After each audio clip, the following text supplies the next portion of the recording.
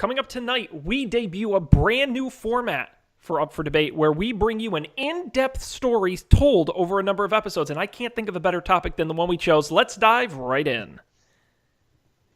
This is Up for Debate Presents. The X stands for nothing, the unbelievably true story of the XFL. Tonight, episode number 127, recorded October 24th, 2018. Chapter 1, The Titans of Television. Hello, everybody, and welcome to this extra special edition of Up for Debate. I'm Sean Jennings, joined by our Commissioner of Football, Mr. Matt Mariani. Hello, Matt. Hey, Sean Jennings, are you ready for some football? I have no way, Jose. I've never been more ready. I am psyched up, and Matt, we have got a real treat. I love when we try new things on the show. It's one of my favorite things, and we have a lot of established, what I would call formats that we do that our fans love. We do have our brackets, this or that, our Super Bowl prop bets, the movie league, and we are introducing a brand new one that I am certain is going to become a hallmark franchise for this show. We call it Up for Debate Presents. Now, Matt, this was more or less your idea. You get all kinds of good credit for that. Please explain why. Why are we doing Up for Debate Presents? What is this? Gosh, let me just say before I get in, the more that you were presenting this idea, the more I was thinking about the parallels between what we do here on the show and a gentleman that we're going to be talking about in great length tonight, Mr. Vince McMahon. And I mean that just in the way that, like, you know, we come up with all these crazy ass gimmicks and ways to hook in viewers and things like that. And that's really what he was all about too, and still is today. There's a reason he's successful. Indeed. Well, all right. So what I had in mind a little bit was I wanted to explore some kind of topic a little bit more in depth. Now, what our normal kind of format on the show, with some exceptions, is to just kind of talk about one topic at length for however long we ramble on for in a typical episode. And I was thinking, what if we, instead of doing that, what if we chose one topic and really looked at every perspective of it in a lengthy kind of mini-series style episode?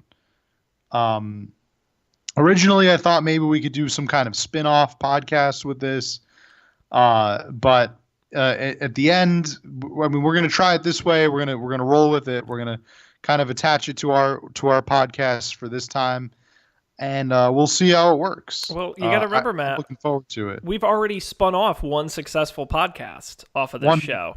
Very successful. That's podcast. right. So we are a launching pad. You and I are going to stay here on the launching pad. We're not going anywhere. But the stuff we launch from here to the stratosphere.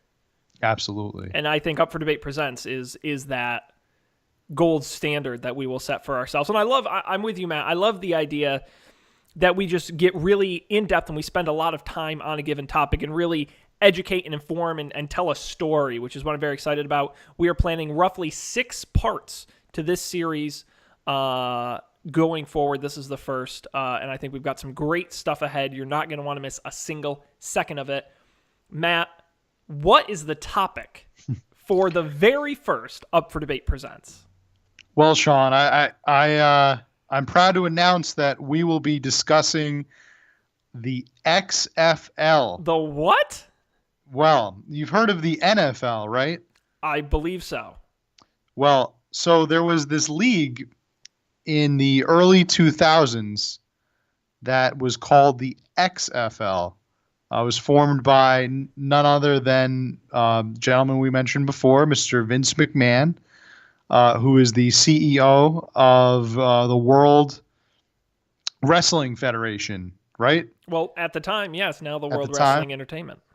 Well, now WWE. So he decided to partner his wrestling franchise together with a football franchise. The nature of which would be that it was played with different rules, than the NFL. Slight variation of the rules, mainly used to make it more extreme. It was thought that was, and many people misattribute the X in XFL to being extreme. In reality, Sean, we know that the X stands for what? Extreme failure, Matt. No, well, we're getting to that. We're getting ahead of ourselves. No, the X stands for nothing, Matt. The X stands for nothing. Yes, it stands like for nothing at all. Yeah. So we're going to follow the XFL through these next 6 parts, through its ups and its downs. Mostly its downs. How it launched itself up in the air and then just came crashing back down again, much like a child when they launch their model rocket and they forget to use some key components like fuel for their generators or things like that. This is 100% true story, but as a child, I did go to launch a model rocket, and I accidentally glued the top shut where it's supposed to separate and the parachute's supposed to come out, and so it exploded on the launch pad. Kind of like the XFL. Yes, that's a pretty good metaphor right there. But what I love about the XFL is it is right up my alley of things people spent a ton of money on and failed miserably. And I love big, defunct failures because it's worth studying what went wrong. Could they have been saved? And Matt, I think by the end of this 6-part series, we're going to have a unique look at what worked, what didn't work, and will it work moving forward. Now, not to get too much into the roadmap here, tonight we are going to focus on the backstory because you got to know a little bit going into this. We got to set the stage for you as to what was happening in 2000 when the league was being developed. What brought us to this point, Matt? You mentioned the 2 key players in the XFL saga, Vince McMahon, Dick Ebersol. 2 guys. Now, Matt, are you a fan of wrestling? How much do you know about wrestling? I have to be honest with you, Sean. I don't know much about wrestling. Okay. I have never watched a wrestling match. I know that there is The Undertaker, Stone Cold Steve Austin, The Rock, who I'm pretty sure doesn't do wrestling anymore. He's a movie star now. So I don't know why he would still do wrestling. And did I say The Undertaker? You did. Matt, all right. And Hulk Hogan. Right. Hulk Hogan is a wrestler. That's right. That's about it. That's it. The Iron Sheik. All right. You know what? I've named many. It's probably all the wrestlers, right? There probably aren't any more. Yeah, maybe like one more. Vince McMahon himself was a wrestler originally. Okay.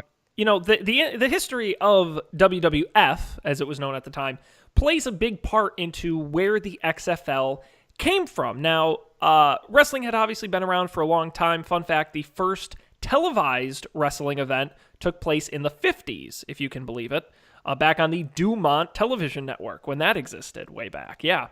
Another great defunct legend. Maybe that'll be a future Up for Debate Presents. But it really didn't kick into high gear until the 80s when Vince McMahon took over the company from his father. Now, wrestling at this time was very regionalized, and there was sort of an unspoken rule that your little wrestling territory was yours and yours alone, and you didn't cross-market to the other territories. There's a great quote here from Vince McMahon I'm going to read from an interview with Sports Illustrated. In the old days, there were wrestling fiefdoms all over the country, each with its own little lord in charge. Each little lord respected the rights of his neighboring little lord. No takeovers or raids were allowed.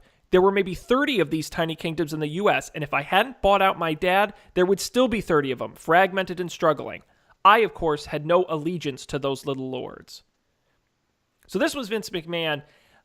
He was the one who went ahead and finally started combining and, in many nasty a way, crossing territories, cross-promoting, getting his programming syndicated. Now, you got to remember, Matt, in the 80s, cable television was becoming into its own. The launch of ESPN, the launch of all these extra channels looking for content, partly what helped wrestling explode, put a lot of money into it. Vince McMahon was the first to take advantage of that, syndicating it nationwide, which had never been done with wrestling before. Okay, so Vince McMahon was kind of like the Charlemagne of the what I mean, like he united all the fiefdoms. Well, united might be a kind word. He more more the Genghis Khan of wrestling. He just more took over whatever he wanted. Okay. He took talent from other wrestling companies without asking. He would kind of force them to he'd wait until they were bankrupt, and then he'd buy his competitors out. And all throughout the 80s, of course, the rise of WrestleMania. Pay-per-view was a new concept at the time that he really helped pioneer with the WWF. Integrating MTV and music with wrestling was an innovation WWF brought to the stage that culminated in this peak in the 80s, what was known as the golden age of wrestling back then. Interesting. Okay. So that's something I didn't know. Okay, I didn't know any of this. For some reason I just thought that wrestling just kind of appeared out of nowhere, and it was like just this cultural phenomenon that started in the 80s. Like, hey, let's start wrestling each other and put it on TV, and we'll script all of it, but we'll never tell anybody. They'll never know. Oh no, wrestling has been around for a long, long time, but really give credit to Vince McMahon for taking it big and nationwide. And Matt, interestingly enough, in 1985, Vince McMahon teamed up with none other than Dick Ebersol, a man we will talk about a little bit later on, to introduce a TV event on NBC called Saturday Night's Main Event. Now, this is important because this is where these two men are going to first start to work together, become fast friends. It's going to lead right down the road to the XFL. Saturday Night's Main Event was a WWF television special that would air in place of Saturday Night Live reruns on Saturday night. Now, Saturday Night Live was live most of the year, so they only aired maybe 6 or 8 of these a year, but it was the first time wrestling had been broadcast on network television since the 50s, since the Dumont Television Network. So it really brought wrestling to a huge, huge audience that hadn't previously seen it before if you didn't have cable. Yeah. Okay, I'm following you so far. The March 14th, 1987 show of Saturday Night's Main Event drew an 11.6 rating, which remains the highest rating any show has ever done in that time slot, in what was a preview of WrestleMania 3, Hulk Hogan and Andre the Giant. I know that guy. That's the wrestler I forgot. I forgot to mention him. Andre the Giant. He was the one wrestler I forgot to mention. Otherwise, you nailed it. I got all the other ones. Absolutely. Now, obviously, Dick Ebersol working closely with WWE, but he, through his production company, Dick Ebersol actually produced Saturday Night's Main Event through his production company. Interestingly, he sort of left his production company to become president of NBC Sports. Okay. In 1989, sort of leaving Vince McMahon in a way. And it was at this point wrestling stopped being aired on NBC. The WWE continued anyway into the new generation of the 90s. This is where they debuted Monday Night Raw, their flagship cable program, in 1993, which dominated in the ratings for a long time. They introduced NWO, the New World Order, at that time. Which continued right into what is known as the Attitude Era in the late 90s, when Raw is War and the WWF got nasty. This is when it was sexy and when it was violent and when it was in your face, and it was they were not taking any prisoners. It was all about the attitude. This was also the introduction of Vince McMahon's on-screen character. Yeah, that I found really interesting when we did the research for this, is that he plays this persona. Like there's Vince McMahon, the businessman / promoter / CEO, and then there's Vince McMahon, the evil villain. So he portrays like a caricature of himself that he invented. It's very interesting. It's very Machiavelli, I guess. It is. He is undeniably the face of this business. Yeah. Now, it was about this. It was about the same time, 1999, when WWF returned to broadcast television, airing a special program known as SmackDown on the fledgling UPN network at the time, becoming a weekly series that August. At this point, wrestling absolutely at its peak. Never been bigger. WWF is the main company. They went public in 1999, and they acquired their main competition, WCW, World Championship Wrestling. They purchased them in 2001, and that was it. And then they were on top. The end. The end. That's right, Matt. That's Flying a wrap. high. Never been bigger. The number one in wrestling, Vince McMahon, defined the sport. Yeah. But he didn't stop there, did he, Sean? No, he didn't stop there, but man, he needed some help.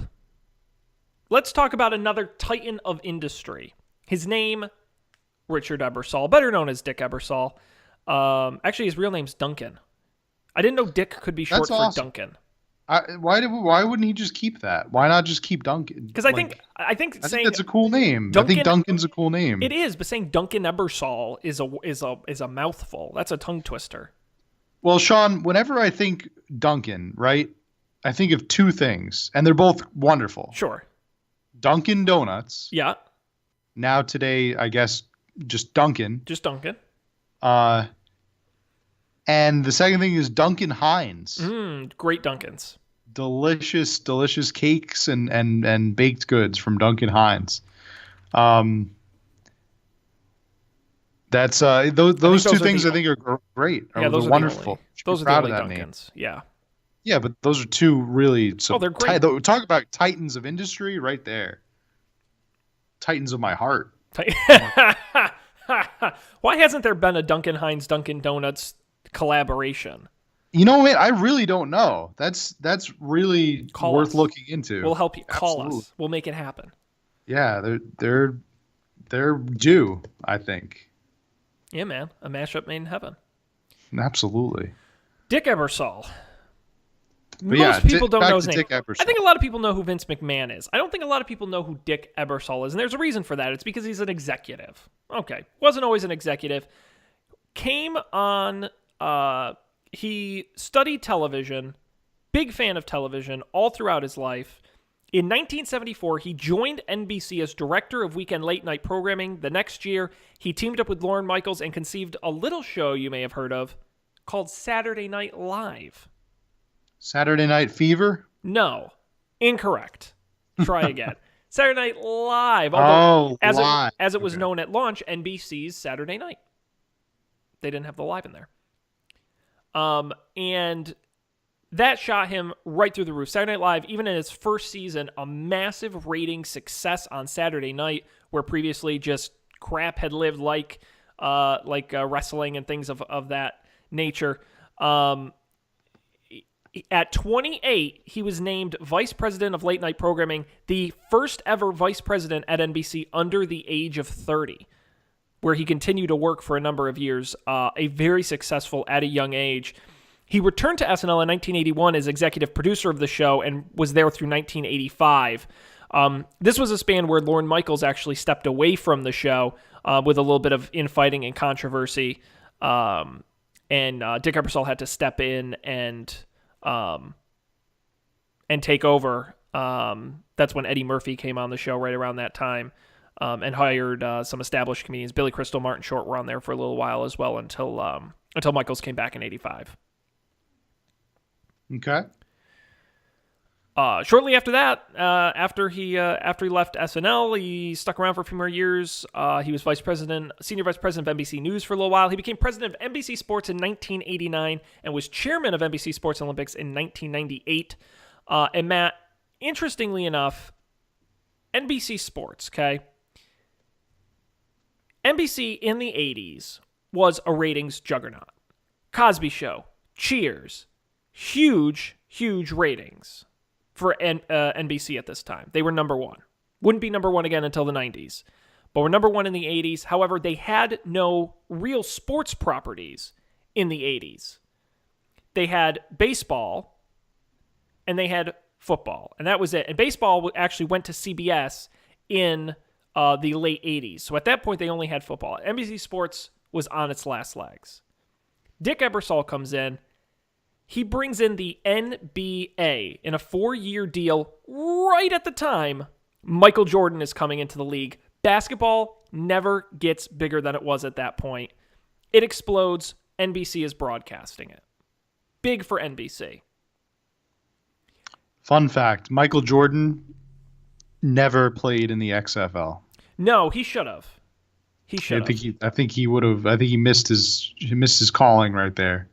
He did. I mean, he did baseball and he did basketball. He should have done football with the XFL. Yeah. That would have made sense. I think that would have saved the league. Was that the missing piece? I guess we'll never know. In 1994, they add Major League Baseball back to NBC, which was huge. They added the Olympics as well. At one point, fun fact, Matt, the NBC is to this date the only channel, the only station to ever air in the same year the World Series, the Super Bowl, the Olympics, and the NBA Finals, all in the same year, 95-96 television season. Would never happen again. Never happen again. And well, maybe not. Not the way rights are today, split apart. But NBC Sports in the 90s, huge, never bigger. The problem is, at the end of the 90s, NBC Sports starts to slip. In 1998, CBS and Fox steal the NFL rights away from NBC. They no longer air AFC games on NBC. They now go to CBS. They refuse to pay the money. At the same time, in 2000, NBC declined to renew its broadcast agreement with MLB. No more baseball on NBC. And in 2002, NBC loses basketball to ESPN and ABC. Suddenly, in the blink of an eye, in a 3-year span, NBC doesn't have sports anymore. They just don't. They're all gone.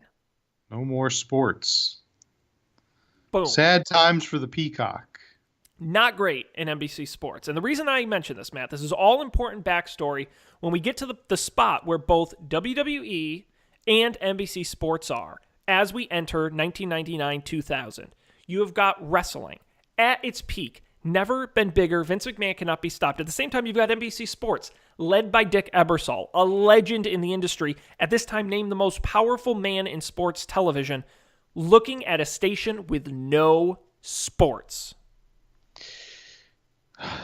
This is the low point of the story, right? It doesn't get worse than this. It only goes up from here, Matt. It only goes up. Okay, good. It only goes up from here. So at this point, Dick Ebersol, he's got to think outside the box. Later on, in 2003, they get a minority interest in Arena League football that doesn't go anywhere. They try NASCAR for a little while. It wasn't until 2006 they'd get NFL games back. But believe it or not, Dick Ebersol actually starts talking to Time Warner, the Turner stations, about creating a football league. This is true.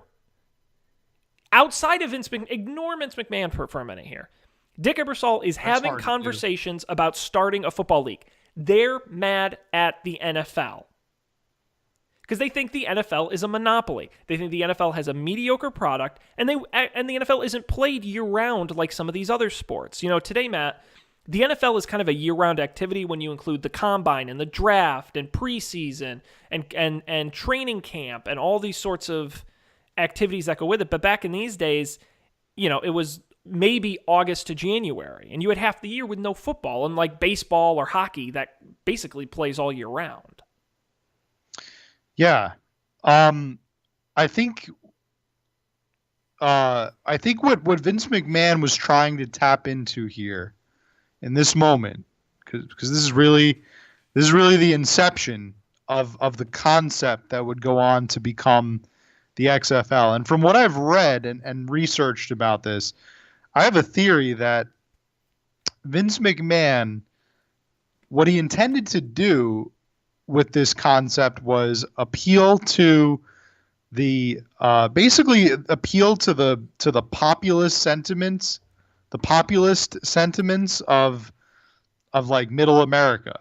and reach out to them and say, here's this league that you guys are supposedly, fans of, but it's become like a shell of its former self. It's become a sham. These players are way overpaid. They're pansies. They play for these giant contracts, and that's it. And they don't leave it all out on the field. Well, what we're going to show you is that the sport at its core has never gone anywhere, but it's the function of the league that's the rules, right? The no fun league that's kind of like dumbed down or just kind of made things, safe and not fun anymore. And we're going to take all those boundaries away and let you guys run with scissors and let you guys, throw giant pillows made of cement at each other, basically. I think that was kind of his thinking. Was that his thinking, Sean? I mean, I think, Matt, for me, it's you got to remember, between 1999 and 2000, NFL ratings shrink by 9%, and sports overall are down in the ratings. And on Monday nights, WWF Raw's War outperforms Monday Night Football. I think what Vince McMahon was looking at, frankly, I don't think he really was about. I don't think he's a particular. I don't want to say he's not a tough guy, but for me, I don't think it's about football being tougher for him. I think it's what is an angle that we can exploit that's missing in the sports. Because if you're going to roll out a second football league, there has to be something different about it. You can't just have the NFL 2, because I don't think people will get attracted to that. So you have to have some kind of angle. And I think he realized, I think it's unfair to say the NFL was wimpy at that. Believe me, if you think the NFL was wimpy at that time, you should see how it is today. I mean, people were getting plenty injured in football. I think that's just an easy thing to say. Oh, the sports are wimpy. Like, that's, it's kind of like the millennials get participation trophies like bullshit, where it's just an easy thing to say and get people to say, yeah. I don't think it's that football was weak. I just think it was a product that had been around a long time and hadn't seen any changes. And we'll talk about much later on in this series the changes the XFL imparted on the NFL, on how the NFL learned from the XFL. But I think he just saw a product that was old and stale, and the angle he took as a marketer was that, okay, here's an angle people gravitate towards. We'll make it tougher. Easy to grasp. Easy to understand. I get that. If you just say, oh, it's more football, that's not as interesting. Yeah. As we'll probably reiterate time and time with this project, that Vince McMahon was a marketer. He's a brilliant marketer. I think he's very much from the old school of marketing with, give the people what they want. I liken him a lot to P.T. Barnum, the very famous carnival operator and promoter and marketer. He's very much from that school of give the people what they want. This is what they want, and if it's not what you want, like I'll show you why. This is what you really want, what you need, and I think he definitely did that with this product with the XFL. Oh, for sure. I mean, we'll dive more into it next week, but he marketed the hell out of this thing, maybe almost too much for its own good.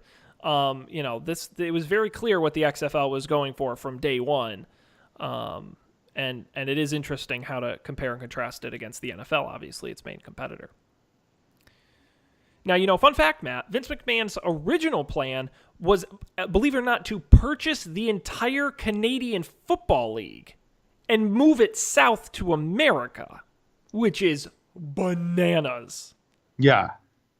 I did read about that. I didn't know he was planning to move it, but I did know his plan was to purchase the entire league. And actually someone came up to him and was like, what if you just bought one team? Like, maybe start there. Maybe own a team for a few years, like get your feet wet. I think it was when because he originally didn't he pitch this idea to a number of owners, NFL owners. Like he wanted to buy the Minnesota Vikings, right? Mm-hmm.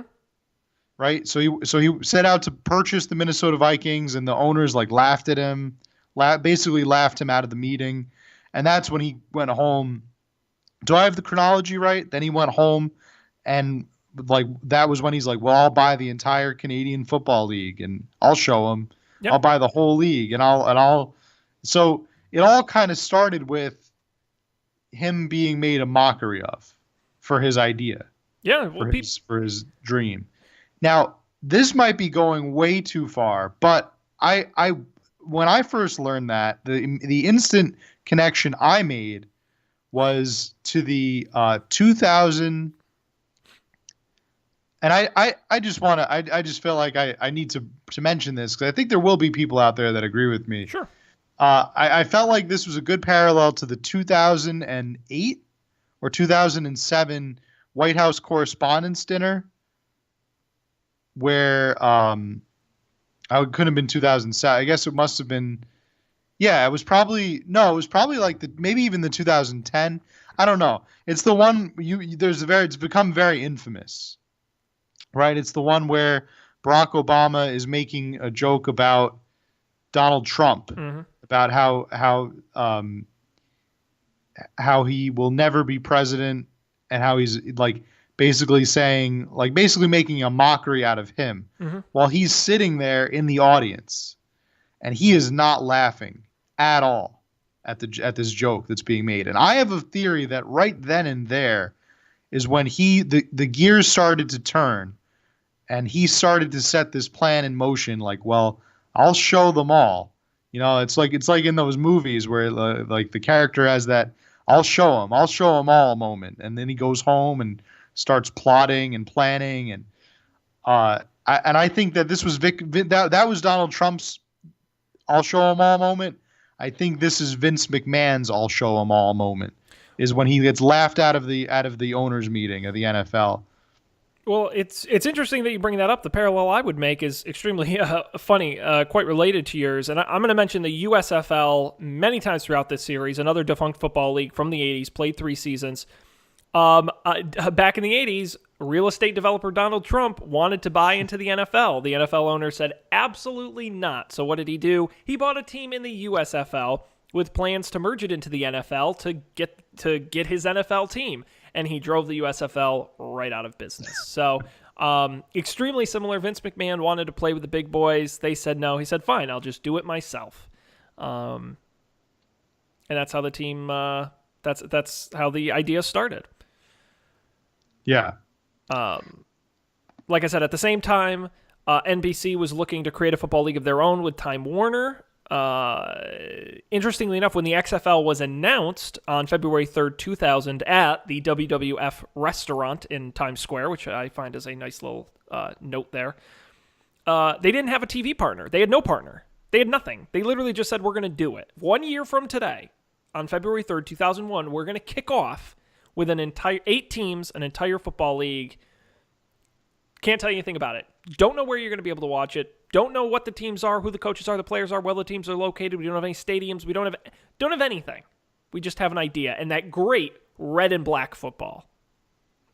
Yeah. That Spalding red and black iconic XFL ball. And that great logo with the big X.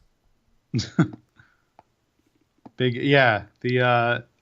Now, were the dimensions of the ball different from that of a normal football?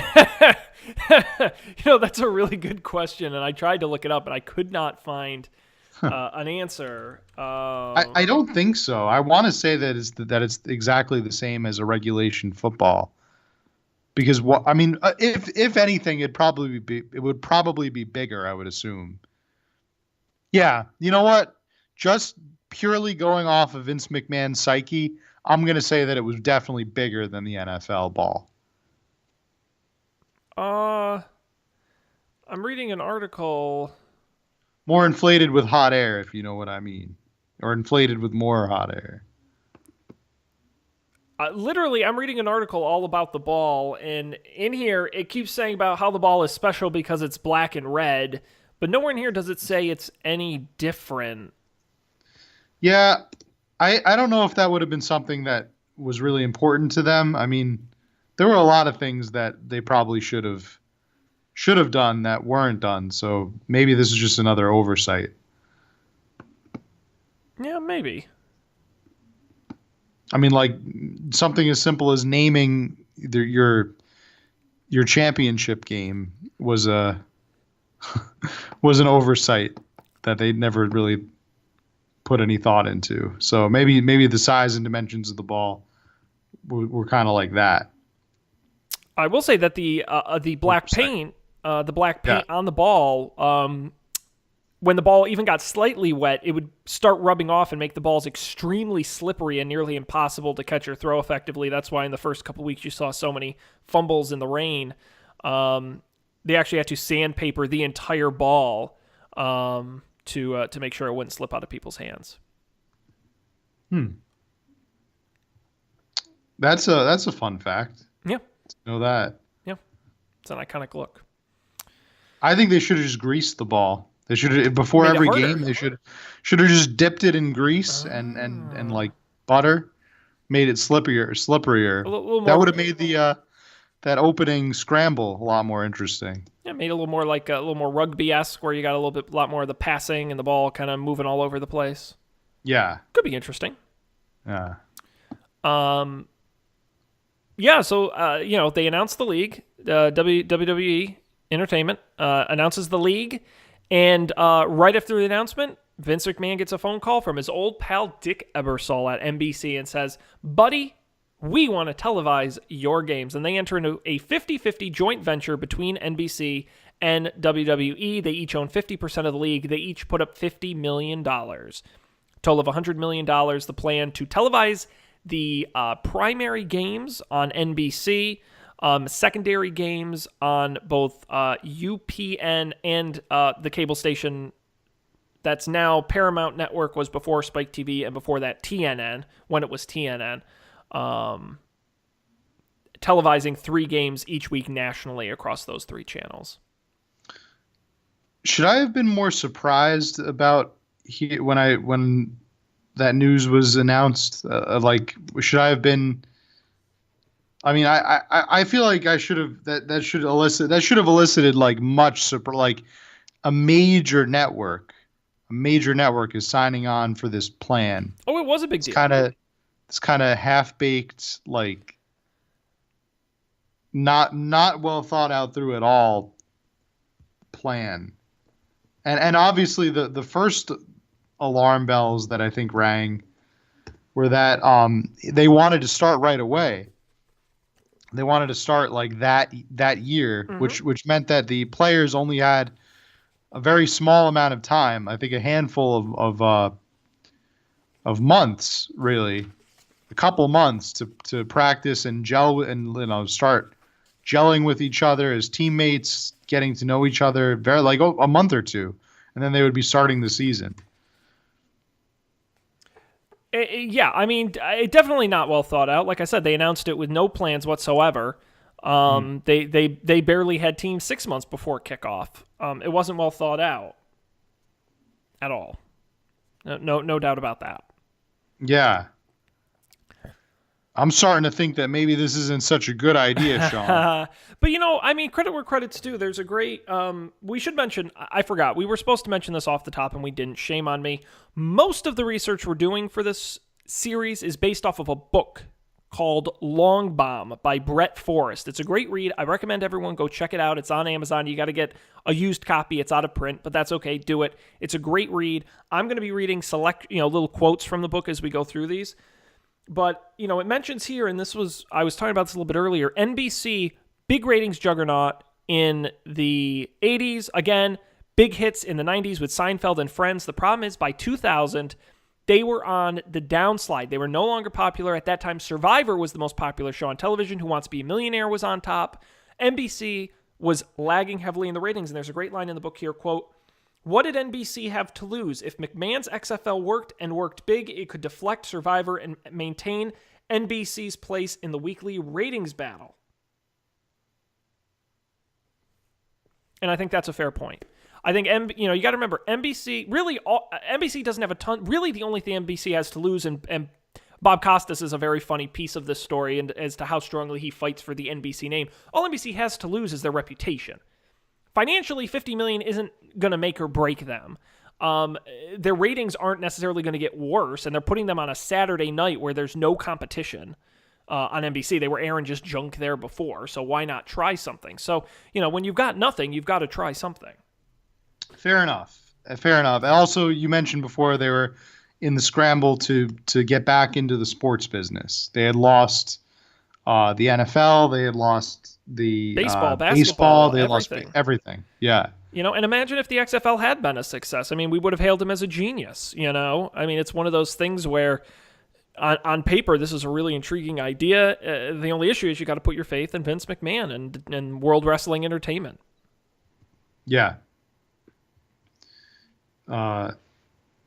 So how did that work for them, Sean? Matt, we can't give away the ending just yet. We still got a little ways to go, but yeah, I think there's going to be a lot to talk about with the XFL moving forward. At this point, we're up to the point. February 3rd, 2000, the league is announced. February 3rd, 2001, the league kicks off. They spend that year coming up with all of this what it takes to launch a league. Now, the XFL is a little bit different, Matt, in structure because it's known as a single entity league. It's not a franchise model. In the NFL, each team is owned by an individual owners. In the XFL, they own all 8 teams. And so it's a little bit easier to set up in that respect, in that they completely own all of the teams. Yeah. Which I think helped them. Yeah. Yeah, I think that owning all the teams, it's a good approach. I think it definitely solidified their name early on. Yeah.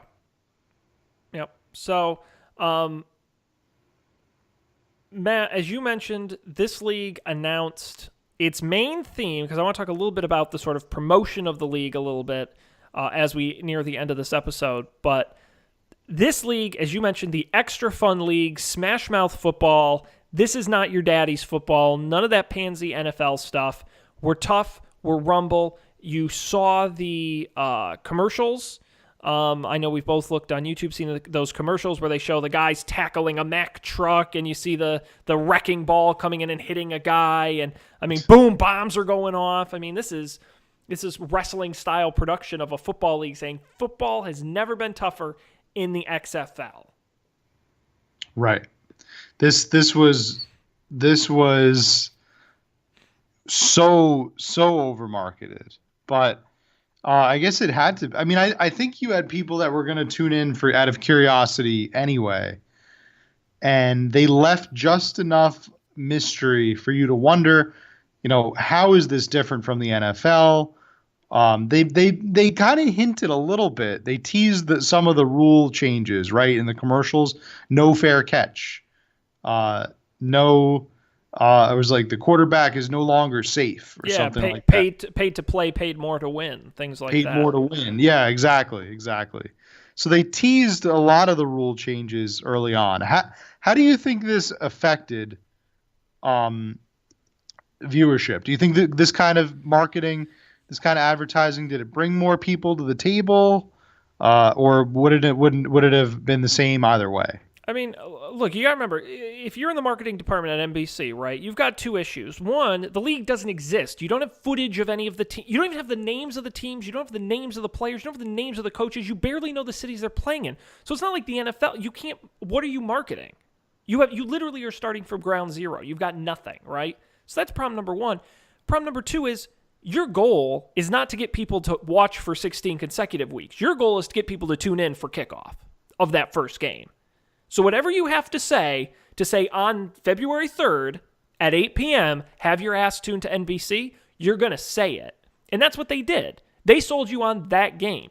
They never said anything about what this league was going to be like. They never said anything about what to expect weeks from now. They said, it's new football. You got to tune in and check it out coming February. That was the whole thing. XFL, new, coming February. They succeeded. They wildly succeeded. They did their jobs as marketers. The problem, not to get too much into the analysis part of this, but the issue for me partly, you're right, Matt, is that they oversold on the sort of violent, aggressive aspect of it. When you actually look at the XFL rules, yes, there are those tweaks, the scramble and sort of things like that. Mostly the rules are the same. It's football. You can't radically change it that much, or everyone's going to get hurt all the time. That's it. You just can't. The other issue, though, is that they just weren't very good at football. That was the problem. As you mentioned, there was no preseason. There was no. There were 2 exhibition games. So 4 of the teams literally had 0 games before the first week. They had a month of practice.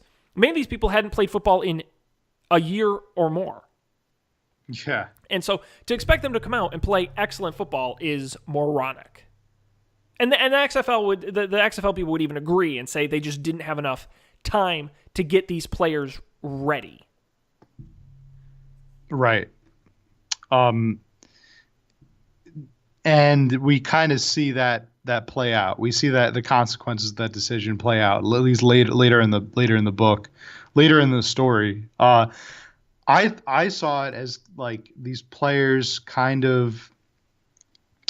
It was a mutual agreement, right, between them and the XFL. The players were trying to catch the eye of any NFL scouts that might have been tuning into XFL games, which I'm sure they were, scouting for talent. So they saw the XFL as a stepping stone, a way to keep their skills sharp. And rather than take a menial job somewhere else that's unrelated to football, they get to still practice their career while making a modest wage. They get to kind of hone their skills for the day that the NFL does give them the big call up. But at the same time, they never really developed a strong loyalty to the XFL. I think that there's a part in the book that it's kind of shadowing the quarterback of the Las Vegas Outlaws. Thank you. It kind of goes through his entire season, and I won't give away the ending just yet, but it does seem like he kind of loses his loyalty, or never really cultivates a loyalty for the XFL or for his team, right? They mention explicitly in the book, and I don't have the book in front of me, but there is a mentioning of how Vince McMahon was able to sell the logo, but he never really was able to sell the brand or something like that. Yeah. Like that the reason that fans and players alike are attached to a team has more to do with the intrinsic nature of the team, not the logo or not the brand itself. Like, fans are going to buy jerseys and hats of the team that they really like because it's their team, and it's because it's the team that they root for. It's the team they identify with. That's the word that I'm kind of searching for, is that this identity. And what was the XFL's identity? Well, at surface level, it was tough. Its exterior was hard. It was supposed to be the rough and tumble older brother of the NFL or something like that. But in reality, it really didn't have much of it. Didn't really have any substance to it, and that was part of its issue early on. Well, I think it's interesting, and this is again a great USFL parallel, because the USFL really focused on getting their communities interested in football. They put these teams in places where there either hadn't been football or the NFL team wasn't very good. And they spent a ton of time on the in-stadium experience and connecting with their fans. There are so many great stories out of the USFL. I love this one out of the Boston Breakers, which was that for a couple games, they handed everyone coming in a certain section a card that was green on one side and red on the other. And every so often throughout the game, the announcer would announce for a certain play, everyone in the crowd would hold up their card, either green for pass or red for run.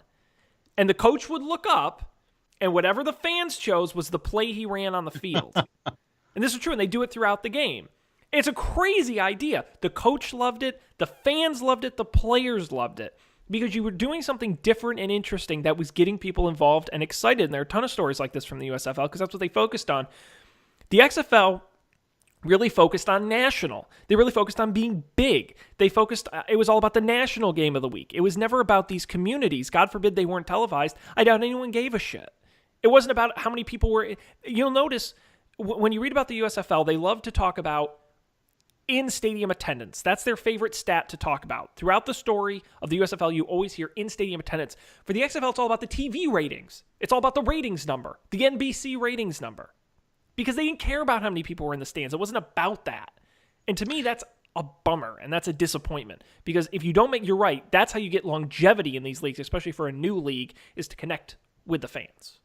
Now, didn't that all kind of change to be? It became more of a TV-centric sport, if I remember correctly, in the early '60s, right when they introduced Monday Night Football. Sure. Oh, absolutely, Monday Night Football, and then the rise of cable. I mean, the USFL was on ESPN, was on ABC and ESPN at the time, and this was when ESPN was pretty new. It was sort of just the expansion of television bandwidth that allowed sports to be more nationally televised. Yeah, they wanted.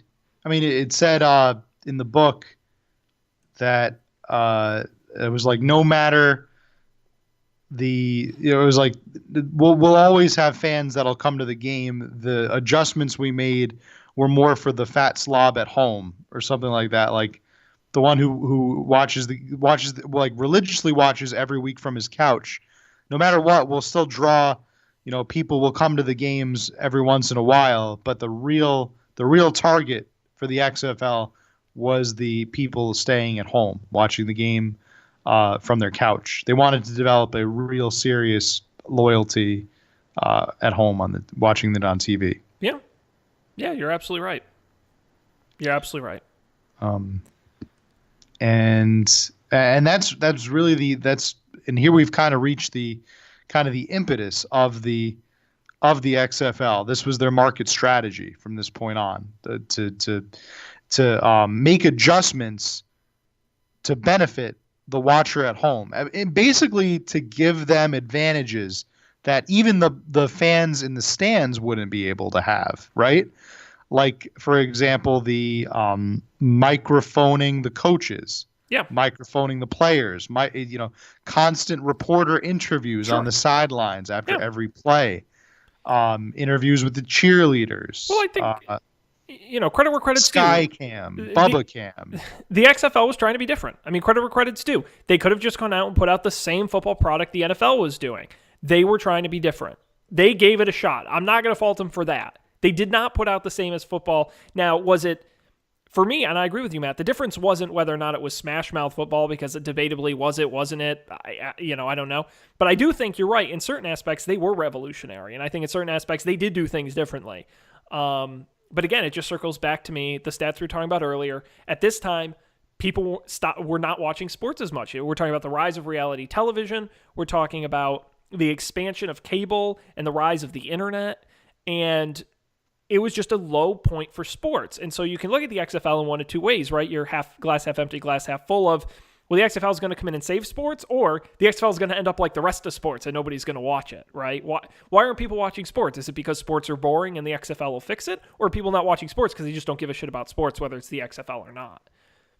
And that's sort of the space the XFL slots into here in the year 2001 is a really tumultuous time in television and in sports. And you've got Vince McMahon with a great track record and Dick Ebersol with a great track record, two guys coming in and trying something new. Matt, what happens next? Folks will have to tune in next week to find out, because we're out of time for this episode. But I will say, if you've managed to get through the entire hour and you're thinking to yourself, but guys, I don't know anything about the XFL. Who are these teams? Who are these players? You keep talking about these rule differences and Bubba Cam and all this stuff. Come back next week. In part 2, we're going to go in depth into what exactly was the XFL. How did it work? What made it different? Some of our favorite sort of weird things the XFL did that no one else did, and how the league got up and running. I think it's going to be a fun in-depth episode. Yeah. We'll talk about our favorite teams. Oh, for sure. Our favorite players, our favorite coaches. Players. Yeah. And it should be good. I look forward to it. It's going to be a great one. I do recommend that everyone go to our website and subscribe. Make sure you get the next edition as soon as it's available at upfordebate.tv. You can get the show wherever you get your podcasts. Stitcher, Overcast, Pocket Casts, Google Podcasts. We're now on Spotify. Check us out there. And the video version on YouTube as well. I did up a new graphics package for our little XFL adventure. It's all black now, which is, very XFL. The only thing I'm missing is the big motion graphics with like the tunk tunk XFL. We should have filmed a commercial. We should have filmed a commercial of the two of us like standing in front of a wrecking ball or something. And well, it's like that. It's like that Vince McMahon commercial, or not Vince McMahon. I'm sorry, the Jesse Ventura commercial they shot at the time, where it's just him talking about, in the XFL, the players, they don't play for the money, they play for their love of the game.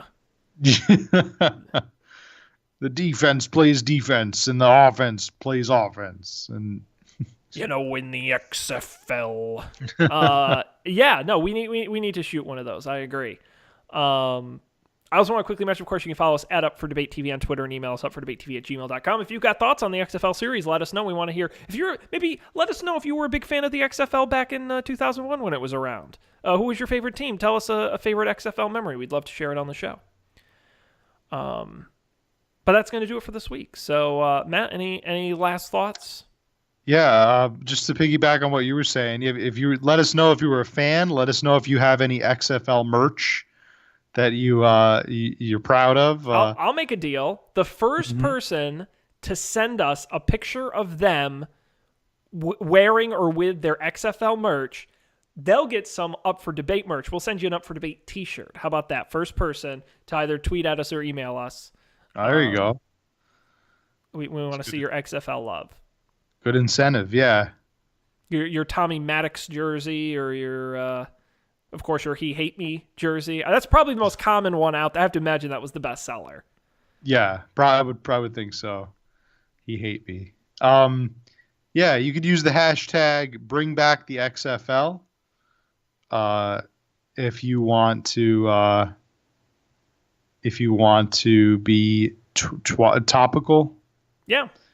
Right. There's kind of some buzz, which we were going to touch on maybe in a later episode, hopefully. Oh yeah, got it. Yeah. That. We've got Matt. We've got so much to talk about. I don't even know if 6 hours can contain it, but Lord knows we're going to try. Indeed. It's going to be fun. But thanks everybody out there for joining us. Hope you enjoyed it as much as we did. On behalf of Matt, I'm Sean. What a pleasure it's been. Hopefully we'll see you next time for more XFL on Chapter 2 on Up for Debate.